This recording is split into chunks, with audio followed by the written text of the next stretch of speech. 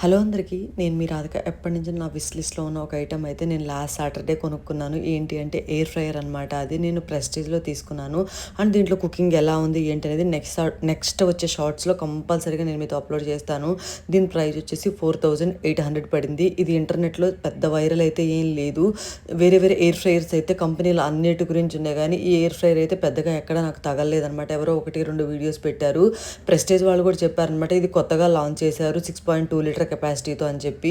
6.2 litre కెపాసిటీతో ఈ price అయితే నాకు బెస్ట్ అనిపించింది నిజం చెప్పాలి అంటే. అండ్ ముందు వాడితే ఎలా ఉంటుంది అనేది నేను మీకు కంపల్సరీ ఒక లాంగ్ వీడియోలో అప్లోడ్ చేస్తాను.